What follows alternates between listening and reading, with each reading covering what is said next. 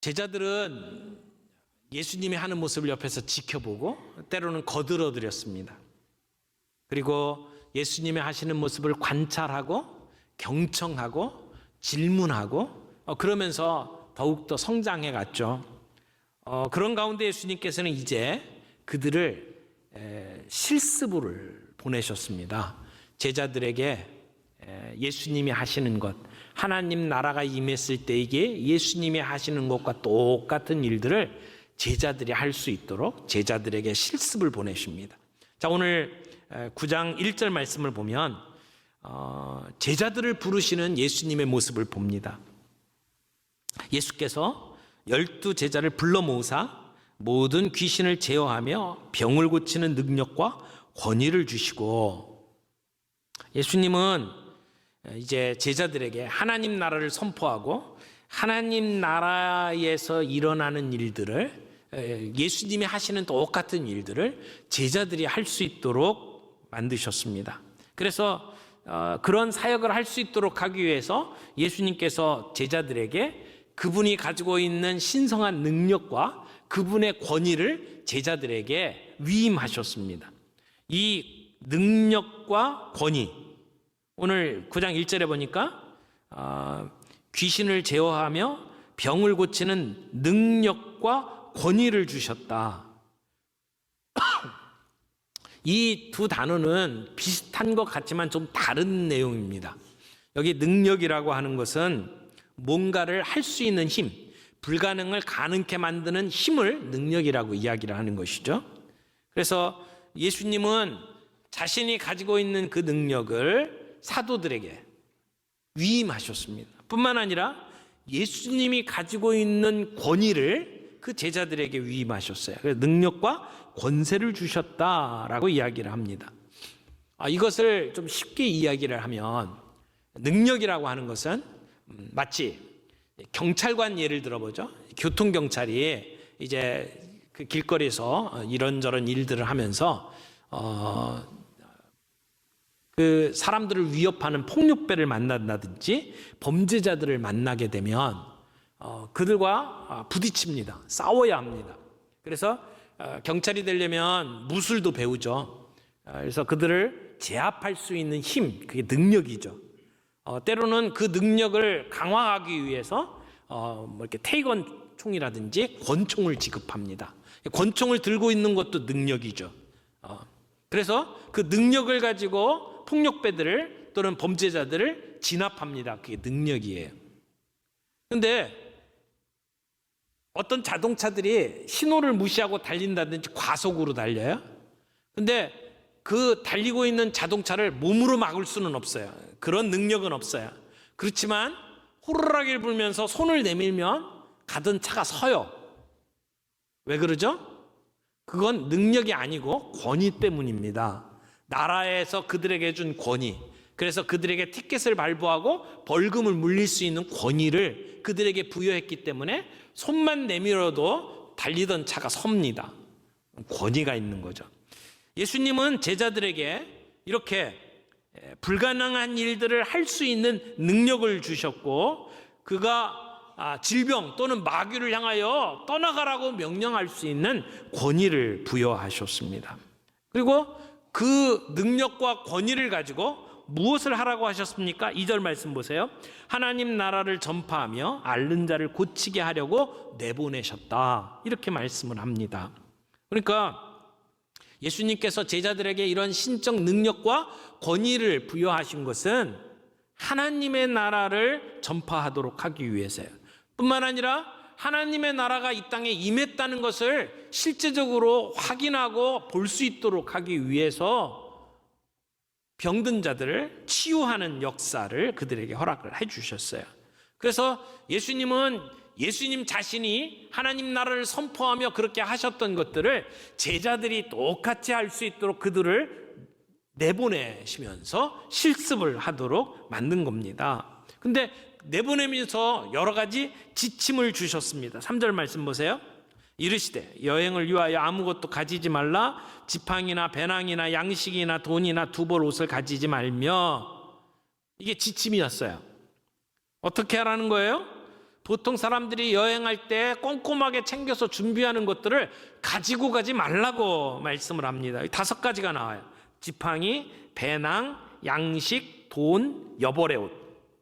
지팡이는 길을 걸을 때에 이렇게 도움이 되기도 하죠. 힘이 없을 때 힘을 이렇게 지탱할 수 있도록 만드는 역할도 하기도 하지만, 지팡이의 가장 중요한 역할 중에 하나는 방어 무기입니다. 여행자는 여행을 하다가 특별히 외진 곳에서 강도를 만날 위험이 많이 있었어요. 그래서 그런 것에 대비해서 여행을 할 때 혼자 다니지 아니하고 무리를 지어서 이동을 했습니다. 특별히 유사시에 공격을 막아내기 위해서 이 지팡이를 들고 다녔어요. 그래서 지팡이가 여행의 필수품 중에 하나입니다. 또 하나는 배낭. 이 배낭이라고 하는 것은 오른쪽 어깨부터 시작해서 걸쳐갖고 왼쪽 엉덩이까지 이렇게 내려오는 그러한 열린 자루입니다. 주로 농부, 거지, 또 방랑하면서 사람들을 가르치는 철학자, 이런 사람들이 주로 사용을 했습니다. 근데 예수님은 사도들이 이런 방랑 철학자나 거지들이 이렇게 사용했던 그런 그 소지품을 들고 가지 않기를 원하셨어요.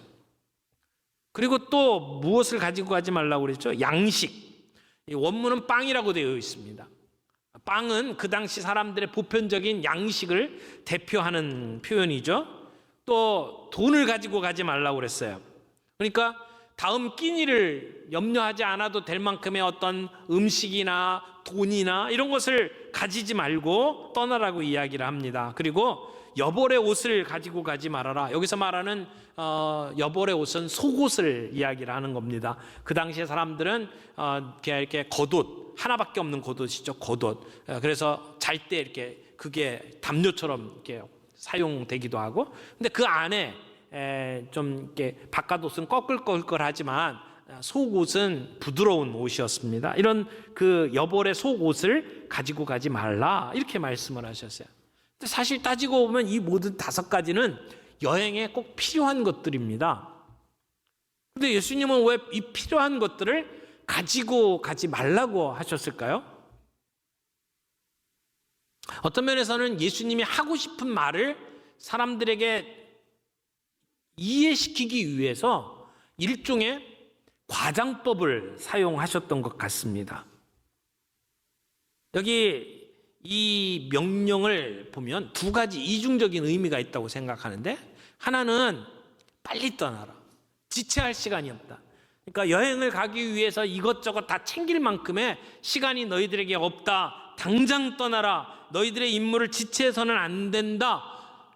이 모든 사람들이 지금 하나님 나라의 복음을 들어야 한다라고 하는 의미가 그 안에 담겨져 있다고 생각합니다. 또 하나는 하나님께서 하나님을 섬기는 자들의 이 모든 것들을 채우실 것이다. 그러니까 하나님을 의지하고 떠나라 라고 하는 말씀도 포함되어 있다고 생각을 합니다. 그래서 내게 어떤 돈이나 양식이나 뭐 배낭이나 이런 것들을 의지하면서 이 사역을 할 것이 아니라 온전히 하나님만 신뢰해라 라고 하는 말씀으로 이 명령을 주셨다고 말할 수 있습니다.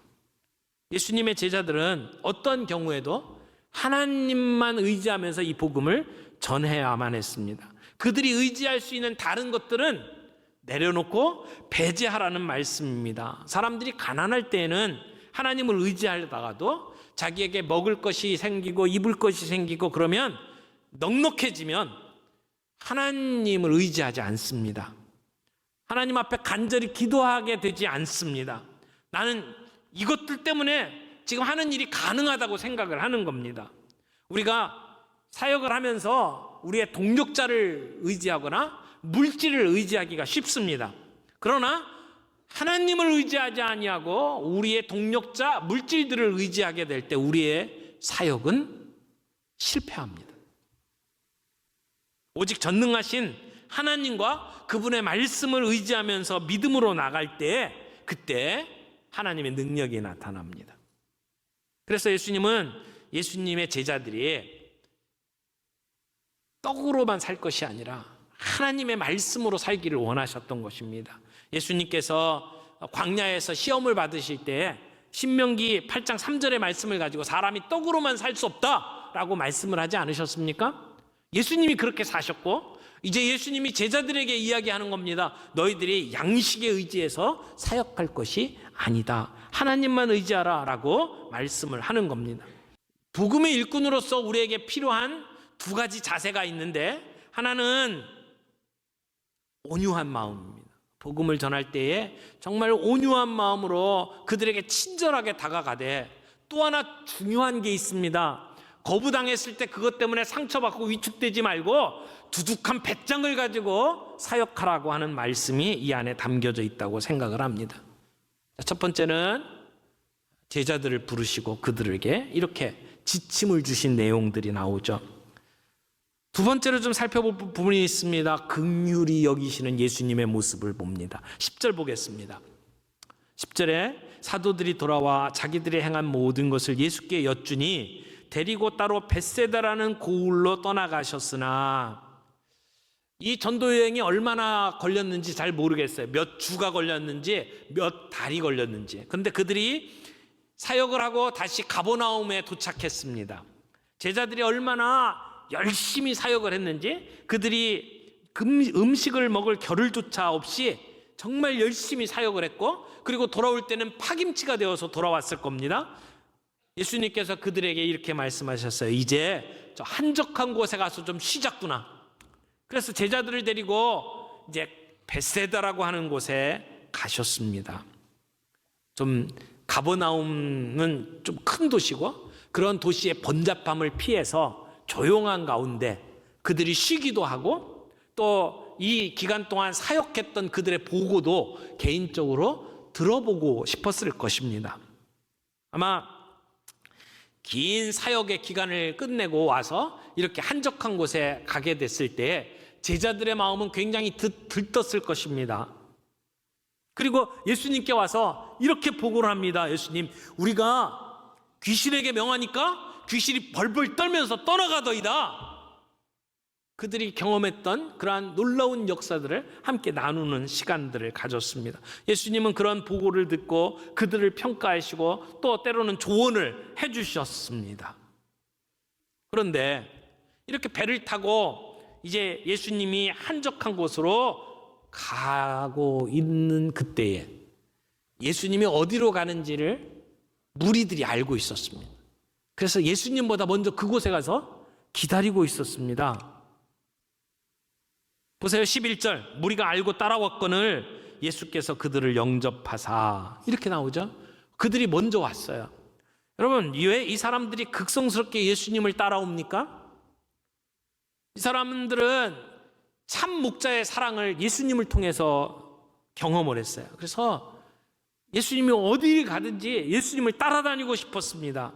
그들은 참 사랑에 굶주려 있었던 사람들입니다. 하나님의 말씀에 굶주려 있던 사람들입니다. 그래서 예수님을 쫓아다니면서 하나님의 말씀을 듣고 그 사랑을 경험하기를 원했던 것이죠. 사실은 예수님이 제자들과 함께 이 벳세다로 가셨을 때는 쉬기를 원하셨고 제자들과 함께 오붓한 시간을 보내기를 원하셨을 거예요. 그런데 무리들이 극성맞게 거기까지 쫓아온 겁니다. 그런데 예수님은 그들을 어떻게 하셨어요? 11절에 보니까 그들을 영접하사. 아마 제자들은 입이 이만큼 나왔을 거예요. 자기들만 시간을 좀 갖고 싶었는데 거기까지 쫓아왔잖아요. 좀 쉴 수가 없는 거죠. 그런데 예수님은 부담스러워하지 않고 그들을 영접해 주셨습니다. 배고픈 거, 피곤한 거 다 뒤로 하시고 다시 그들을 만나서 그들에게 하나님의 말씀을 전해 주셨습니다. 왜 예수님은 그렇게 피곤함에도 불구하고 쉬지도 못하시고 그들에게 다시 하나님의 말씀을 전해야만 했을까요? 오늘 누가복음에는 이런 내용의 원인이 명확하게 기록이 되어 있지 않습니다만은, 이 오병이어의 기적은 마태복음부터 요한복음, 사복음서에 똑같이 기록되어 있어요. 그래서 다른 성경 본문에 가면 그 이유가 분명히 드러납니다. 예를 들어서 마태복음 15장 32절에 보면 이렇게 이야기를 합니다. 내가 무리를 불쌍히 여기노라. 그들이 나와 함께 있은 지 이미 사흘임에 먹을 것이 없도다. 길에서 기진할까 하여 굶겨 보내지 못하겠노라. 이것이 예수님의 마음이었어요. 이들이 예수님을 쫓아왔어요. 그 베세다 들녘에서 예수님의 이야기를 들은 게 지금 며칠째? 사흘째. 벌써 3일째가 된 거예요. 그 사이에 그들이 가지고 왔던 음식 동이 났어요. 더 이상 먹을 게 없어요. 배가 고파요. 그런데도 떠날 생각을 안 해요. 그들을 보니까 예수님이 얼마나 마음이 아팠을까요? 불쌍히 여기는 마음이 생겼어요. 그래서 그들이 식사할 거리를 찾으러 동네로 갔다가 가는 길에 지쳐서 쓰러질까 걱정을 하는 거죠. 그래서 예수님은 그들을 먹여서 보내야겠다 이렇게 생각을 하셨습니다.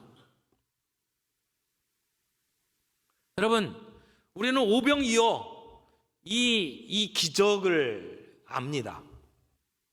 물고기 2마리 떡 5덩이로 5,000명이나 먹이는 기적. 근데 5,000명도 지금 이 성경이 쓰여질 당시에 숫자를 셀 때는 남자들만 셌습니다. 이게 건강한 이 성인 남성들 숫자죠. 그러면 거기에는 여자들도 따라왔을 거고 아이들도 같이 왔을 거예요. 그래서 숫자를 생각을 하면 학자들이 그렇게 말합니다. 12,000명에서 15,000명 정도 될 거다. 그러니까 얼마나 많은 사람들이 모였어요? 5,000명을 먹였다고 하지만 수많은 사람들을 먹여야만 하는 상황입니다. 우리가 그런 기적을 압니다. 근데 사실은 그 기적의 밑바닥에 기적이 무엇으로 시작됐는지를 오늘 우리가 좀 살펴볼 필요가 있습니다. 오늘 본문이 예수님이 이들에게 이렇게 기적을 베풀 수 있었던 밑바닥에는 그들을 바라보는 불쌍히 여기시는 마음이 있었다는 겁니다. 예수님이 왜 이 수많은 사람들에게 3일 동안이나 하나님의 말씀을 전했습니까? 밥을 굶어가면서까지 하나님의 말씀을 가르쳐야 됐던 이유가 뭡니까? 그들의 실상을 아신 겁니다. 그들이 목자 없는 양떼처럼 헤매이고 있는 그들의 영혼을 보면서 예수님은 그들의 필요한 것을 채워주기 위해서 그렇게 애를 쓰신 겁니다. 여러분, 먹는 것, 자는 것 중요한 문제지만 예수님은 그것보다 더 중요한 것이 그들의 삶의 본질에 관한 문제였습니다. 내가 이 땅에 왜 사는지, 그리고 내가 어떻게 살아야 되는지를 모른다면 그저 단순히 먹고 마시는 것을 갖고 있는 것이 그렇게 대수가 아니라는 것을 예수님은 알고 있었습니다. 그래서 하나님의 나라를 가르치면서 삶의 본질을 가르쳐 주신 겁니다. 단지 배고픈 거, 단지 추위에 떨고 있는 것, 그것만을 보신 것이 아니라 그들의 영혼의 상태를 보시고 그래서 그들에게 하나님의 나라를 선포하신 거죠. 오늘 우리에게도 동일하게 말씀하신다고 생각합니다. 정말 나를 사랑하느냐? 네가 먹을 것을 주라. 여러분, 아무것도 아닌 것 같은 오병이어 물고기 2마리 떡 5덩이를 주님 앞에 드릴 때에 역사가 일어났습니다. 한 가지 이야기만 하고 오늘 설교를 마치죠. 1955년 어느 가을에 미국 오레곤주에 저 시골 유게너라고 하는 시골에 마을회관에서 영화 상영이 있었습니다. 55년이니까 한국전쟁 끝나고 한 2년 지난 뒤였습니다. 그러니까 농사짓는 농부들로 구성되어 있는 그 시골 마을에 영화가 상영되었어요. 근데 그들이 전혀 알지 못하던 나라의 전쟁에 관한 다큐멘터리였습니다. 거기서 전쟁이 일어나고 수많은 고아들이 버려지고 그런 이야기들로 영화가 진행이 됐습니다. 그게 바로 한국 이야기였습니다. 한국이 어딜까? 영화를 보고 나오는 어떤 두 부부의 마음속에 이런 생각이 들었어요. 그렇게 많은 고아들, 처절한 전쟁의 현장, 그게 계속 마음을 짓누르는 거예요. 우리 같은 시골 농사꾼이 뭘 할 수 있겠어? 라고 생각이 들지만 계속해서 마음에 들려오는 소리를 거부할 수가 없었습니다. 그래서 머릿속에 이런 생각이 떠올랐어요. 지금 저 전쟁 고아들에게는 따뜻한 빵, 옷보다도 더 중요한 것이 따뜻한 가정이다. 가정이다. 그래서 그 가정을 그 아이들에게 주면 어떨까? 그래서 이분들이 자기가 이렇게 그 농사짓던 땅의 절반을 팔아가지고 그 돈으로 한국에 와서 아이들을 입양을 했습니다. 8명을 입양을 해가지고 한국으로, 이제 미국으로 데리고 갔어요. 그러니까 동네 사람들이 우리도 도울게 그래갖고 둘씩 해서 두 집이 4아이를 입양을 해갔어요. 그래서 더 4명을 더 추가를 해서 또 8명을 채웠습니다. 그리고는 아이들을 함께 데리고 살기 시작을 했죠. 그러다가 아예 한국 안에 그런 아이들에게 가정을 연결해주는 그러한 단체를 만들고 그리고 그 일을 확대를 시키기 시작을 했습니다. 그 남편의 이름이 해리 홀트, 아내의 이름이 버다 홀트. 이분들이 홀트 아동 복지회를 시작을 한 거죠. 우리 이 길 건너에 있는 그 홀트를 이야기를 하는 겁니다. 농사꾼, 배운 것이 없어요. 재산도 별로 없었어요. 근데 그들이 가지고 있는 그 작은 것, 오병이어를 주님 앞에 드리니까 놀라운 일들이 벌어졌습니다. 1955년에서 작년까지 2018년까지 홀트 아동복지회를 통해서 국내외에 입양을 보낸 아이들의 숫자를 확인해 보니까 95,574명, 거의 10만 명의 아이들을 가정을 찾아주었습니다. 우리의 힘은 약합니다. 우리가 가지고 있는 작은 힘을 가지고는 이 사회를 변화시킬 수가 없습니다. 그러나 우리가 안드레와 같이 우리의 작은 것이지만 그 작은 것 주님 앞에 드리면 주님은 그것을 통해서 놀라운 기적을 일으킬 수 있다고 믿습니다. 우리가 드릴 수 있는 오병이어는 다양합니다. 젊은이들에게는 그 젊음과 패기가 오병이어가 될 수 있을 겁니다. 우리에게 어떤 분에게는 기도가 오병이어일 수도 있습니다. 선교지에 가서 구슬땀을 흘리는 오병이어도 가능합니다. 컴패션을 통해서 한 아이의 부모 노릇을 하는 것도 오병이어가 될 수 있습니다. 우리 교회 안에 비전 빌리지의 멘토가 되어서 시간을 투자하는 것도 오병이어가 될 수 있을 것입니다. 탈북자들의 정착을 돕는 정착 도우미가 되는 것도 오병이어 중에 하나라고 생각을 합니다. 우리가 가지고 있는 것을 한번 보십시오. 우리가 드릴 때, 긍휼함을 가지고 베풀 때 그때 놀라운 기적이 일어나는 것을 저와 여러분들이 함께 경험할 수 있을 것이라고 믿습니다.